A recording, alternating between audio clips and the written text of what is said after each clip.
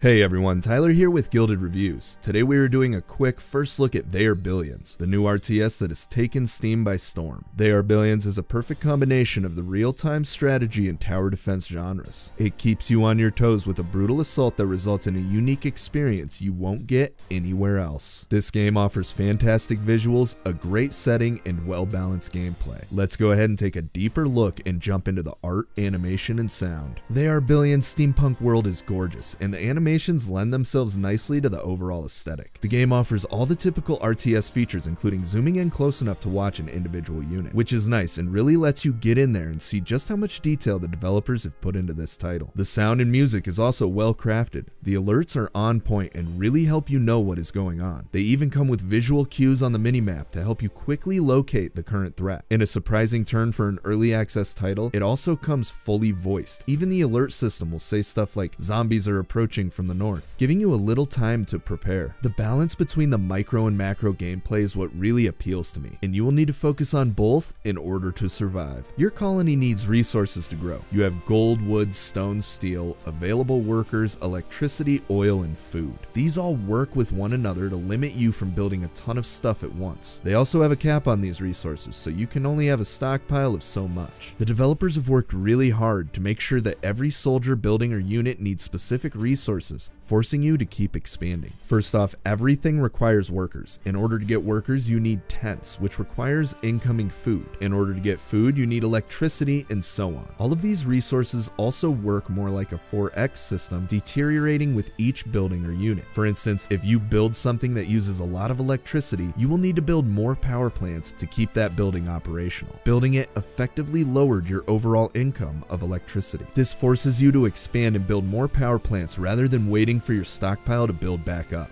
That was just a rough overview of the very basic mechanics of the game, but now that they're out of the way, let's go ahead and take a quick look at an average playthrough. You start off with a town center, a few rangers, and a soldier. From here, you need to build and expand your base to combat the upcoming threat of annihilation. They Are Billions makes it hard to expand with natural barriers all around the map. Mountains, lakes, and forests are great, but when they divert an incoming horde towards an unguarded area, you realize just how problematic they can be. All of this really makes you pick and choose what you are going to do next. With a finite amount of space and the difficulty required to expand, this game limits players enough to make this a truly frantic experience. The zombies are attracted to light, sound, and movement, so as you get bigger, more and more zombies will try and attack your city. Furthermore, zombies will attack in massive groups every so often. These scripted attacks can be devastating if your defenses are not ready for the upcoming onslaught. They Are Billions offers a couple traps, around 7 or 8 combat units, and 3 or so different attack towers. This will hopefully be expanded on in the future, but for now, it is plenty. The real struggle here is the battle against time.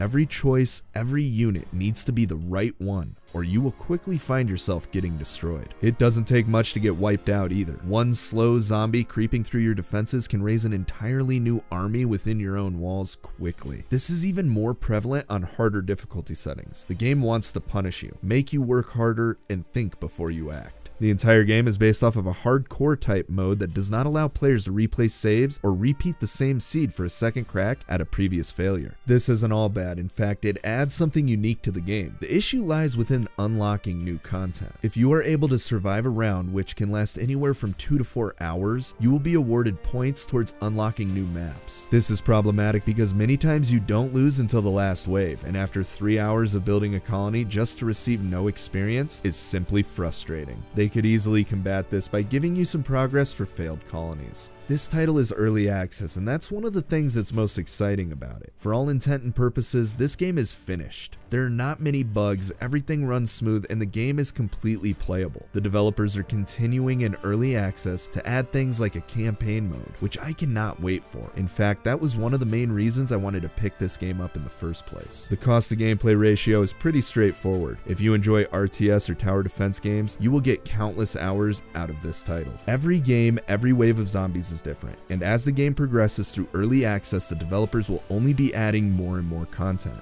Overall, this title is addicting, and I definitely recommend They Are Billions to anyone looking for a unique twist on both the RTS and tower defense genres. This game offers fantastic visuals, a great setting, and well-balanced gameplay. The feeling of impending doom is always present, which sounds rough, but really keeps you glued to your seat.